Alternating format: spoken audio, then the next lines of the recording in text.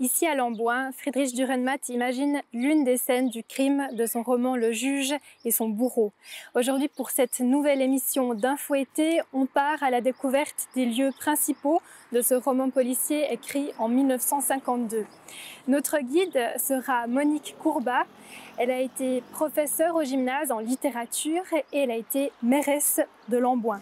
On va l'accompagner dans son enquête à la recherche de sens cachés de ce roman.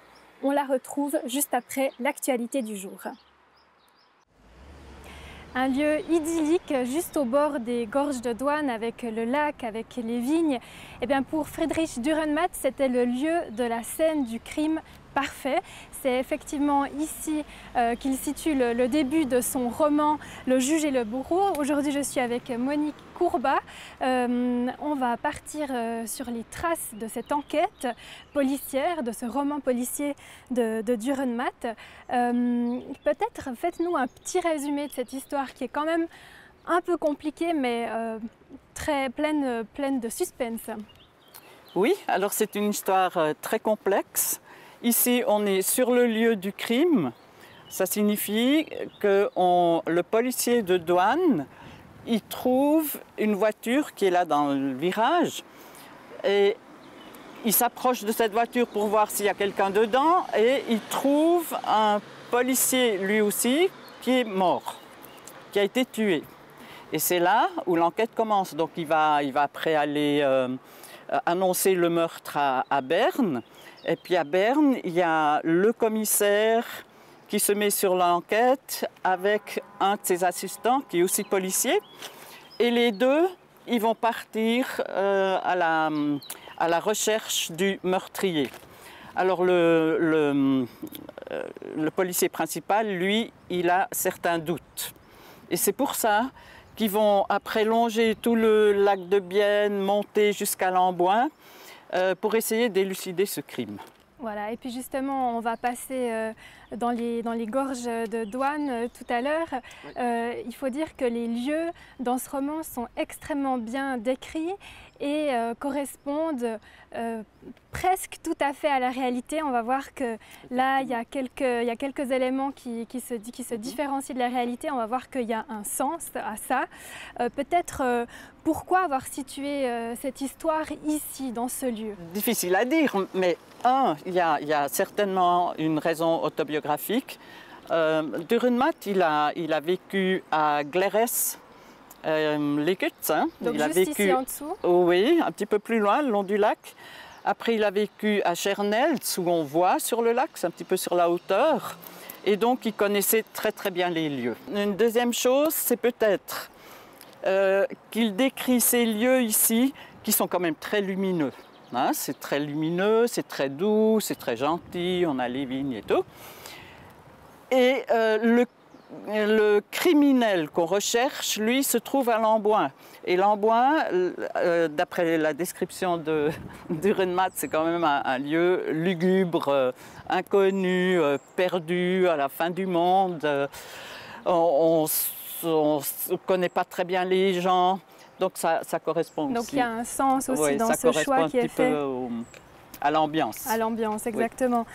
Alors on va essayer de se plonger dans cette ambiance en parcourant le sentier des gorges de Douane pour mieux comprendre l'intrigue, le roman et puis aussi analyser un petit peu ce roman qui est vraiment très très intéressant. Finalement, on va faire le sentier qu'ont fait les commissaires Chance et Berlach dans ce livre donc, du juge et du bourreau. On y va. Ils pénétrèrent dans la forêt, s'enfonçant dans une infinie perspective de sapins dont les troncs pâles, dans la lumière, accouraient interminablement vers eux. La route, un chemin plutôt, était aussi mauvaise qu'elle était étroite. La carrosserie et les glaces recevaient de temps à autre la gifle bruyante d'une branche de sapin. La pente, sur la droite, dévalait en à pic. Chance avait tellement ralenti qu'ils purent entendre, dans le fond du ravin, le bruissement d'un torrent. « La gorge de Douane », annonça Chance. Monique Courbat, on est sur ce sentier ici qu'ont fait aussi le commissaire Berlard et le policier Chance dans cette enquête écrite par Dürrenmatt. Ils arrivent ici parce qu'on est sur la route de l'Amboin et que là-bas se trouve la maison du principal suspect. C'est qui? Exactement. Ce principal suspect, il s'appelle Gastmann et c'est pas un monsieur inconnu, personne ne le sait. Mais nous, en tant que lecteurs, on va découvrir que Berlard, le commissaire, connaissait très bien ce Gastmann. Seulement ce Gastmann, actuellement, il se fait passer sous un faux nom, parce que ce n'est pas son vrai nom, Gastmann. Alors, ce Gastmann et Berlard s'étaient connus en Turquie, à Istanbul. Et là, ils avaient parié que le policier Berlard arriverait à trouver toutes les preuves que ce Gastmann est un criminel. Parce que c'est un criminel, c'est un petit mafieux en quelque sorte de la région. Exactement, oui. Donc il faisait des trucs louches dans la finance et tout, comme ça existe encore aujourd'hui. Et Gastmann, lui, dit que non, que jamais on arrivera à prouver que le crime, qu'il a commis un crime. Oui. Donc il y a ce pari dès le début qui compte dans cette histoire. C'est ça. Et puis ça, on le découvrira plus tard. Et puis justement, ces deux policiers sont là pour observer la route qui monte à l'Amboin et voir qui est en train de monter chez Gastmann. Exactement, c'est ça. Parce que ce soir-là, il donne une réception. Alors ce sentier, il y a un autre élément crucial. On arrive ici vers ce pont. Qu'est-ce qui permet d'amener comme élément en plus de compréhension de l'histoire, ce pont?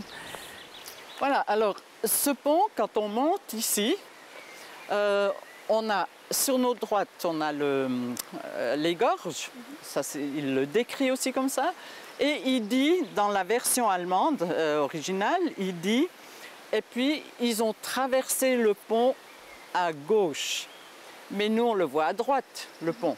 On ne peut pas aller à gauche. Donc là, on se dit que Dürrenmatt a fait juste une erreur de description, mais ce n'est pas le cas selon vous.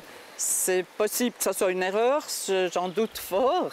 Mais je pense qu'il l'a fait exprès et il y a une explication parce que si on regarde tout l'itinéraire et puis qu'on a lu toute l'histoire, on comprend que cette inversion de la direction a un effet de miroir. Et ça, on le découvrira aussi dans l'interprétation de toute l'histoire. Et cet effet de miroir est très important pour comprendre des éléments un peu plus profonds, des liens qu'il y a entre les différents personnages, etc. Voilà. Oui. Alors justement, ça fait 100 ans en fait, cette année que Dürrenmatt est né. Et puis pour l'occasion, le Jura bernois et Bienseland Tourisme ont imaginé une rando-enquête et un sentier thématique qui permet de découvrir ce roman et d'autres éléments sur ce grand dramaturge et écrivain qui était Dürrenmatt. On regarde ça dans le reportage qui suit. Sur les hauteurs de Glérès, dans les pas de Friedrich Dürrenmatt. Jura bernois et Bienseland Tourisme y installeront bientôt un sentier dédié à l'écrivain. Le paysage est habité par son souvenir, à l'image de l'église où il s'est marié en 1946. Dürrenmatt et la religion, une histoire compliquée. Son père était religieux, lui a renié très longtemps la religion et de manière assez rigolote, c'est que son fils est devenu pasteur à son tour. Donc finalement, on va dire que la religion l'a toujours un peu poursuivi tout de même. Des anecdotes comme celle-ci, Sabine Gasser en a des dizaines. Elle s'est plongée dans la vie de Dürrenmatt à la recherche de petits détails qui rendent l'écrivain un peu plus humain. Quand il a eu de l'argent, une des premières choses qu'il a fait, c'est qu'il s'est acheté un télescope, donc qu'on voit ici, qui existe toujours, qui est dans son bureau. Et avec ce télescope, il regardait les étoiles, mais pas seulement. Il regardait aussi les matchs du FC Xamax depuis sa maison. J'ai découvert tout un personnage que je ne pensais pas du tout. On a montré déjà sûrement tout ce qui était littérature, que les gens connaissent beaucoup, la peinture et puis tout ce qui était artistique qu'on connaissait moins, mais aussi par rapport à ces deux femmes où il s'était marié, des anecdotes un peu de sa vie, de choses, ses passions. Sabine Gasser a aussi imaginé une rando-enquête où les participants et participantes incarnent les personnages du juge et son bourreau. Tout au long de la journée, on récolte des indices et puis à la fin de la journée, on découvre le meurtrier. Et puis souvent les gens à la fin de la journée disent « Ah, ils veulent quand même lire le livre pour revoir tous les indices au cours de chemin en fait, pour comprendre toute l'histoire ». Pour le centenaire de Dürrenmatt, les touristes peuvent donc aussi savourer la littérature en action et en plein air. On est arrivé ici à Lamboin en suivant tous les éléments de l'enquête des policiers du roman de Dürrenmatt. Et puis on se trouve devant la maison de Gastman, qui était donc le principal suspect. Or, cette maison est décrite dans le livre comme étant blanche avec des peupliers. Et là, ce n'est pas le cas. Expliquez-nous. Oui. Donc dans le livre, il dit qu'elle est entourée d'un mur, qu'il y a des hautes barrières en fer avec grand jardin. Et ça ne correspond pas du tout ici. Ici, on a affaire à une ferme, une simple ferme. Par contre, si vous regardez là, en diagonale, derrière cette maison, direction Presles, vous voyez ce toit, ouais. Voilà. Et si on va visiter cette maison, vous voyez que la description que donne Dürrenmatt correspond à cette maison là-bas. Alors, ça, c'est votre observation personnelle. Oui. Donc, et vous avez une théorie, c'est laquelle? Alors, ma théorie, c'est la même, comme je vous ai montré tout à l'heure sur le pont. Ouais. Exactement. Que ici, il fait aussi une inversion. Et pourquoi est-ce qu'il inverse? Donc il y a quand même quelque chose de miroir là-dedans, hein. Il joue avec le miroir. Alors, là, on est obligé de raconter la fin de l'histoire. Donc, on va spoiler, on va raconter la fin de l'histoire. Hein, il s'avère que le criminel, le suspect principal, a été tué par Chance. C'est Berlard qui pousse Chance à aller finalement le descendre en rendant sa propre justice. Hein. On remonte aussi à Sparry qu'il y avait entre ces deux hommes, entre Gastman et Chance, hein. Entre Gastman et Berlard. Berlard a toujours voulu pouvoir l'arrêter. Or, Berlard sait que son collègue policier Chance, qui descend Gastman, est en fait lui, Chance, qui a tué au départ ce lieutenant bernois qui avait été retrouvé. Et donc, le jeune lieutenant Chance, lui, il devient le bourreau. Et puis, Berlard, lui, c'est le juge. Donc maintenant, on voit qu'il y a, dans ces quatre personnages, il y a quand même une histoire de miroir. On a Berlard et Gastman, et puis Schmidt, Schmidt, c'est le premier qui s'est fait descendre, et puis Chance. Alors Chance, il est extrêmement jaloux de Schmidt. C'est pour ça qu'il l'a tué, voilà, ce premier meurtre. Pour devenir comme lui. Voilà. Hein? Alors, on voit aussi dans toute l'histoire qu'au fond, chacun se fait justice, fait sa justice à lui. Et ça va jusqu'à Berlard, qui lui, en tant que commissaire, devrait quand même amener des preuves au tribunal. Comme quoi Gastman est un criminel. Voilà. On peut dire aussi l'histoire du pont et puis ces deux maisons. Mais ça nous trouble en tant que lecteur. On dit, mais là, ici, on suit l'itinéraire, mais il y a quelque chose qui ne joue pas. Et pourquoi? Alors, on se pose la question, mais qu'est-ce qui est juste? Est-ce que c'est cette maison ici ou c'est cette maison là-bas? Et philosophiquement, qu'est-ce que ça nous dit? Alors, ça nous pose la question du juste. Juste, c'est quoi, juste? Alors, qu'est-ce qui est juste ici?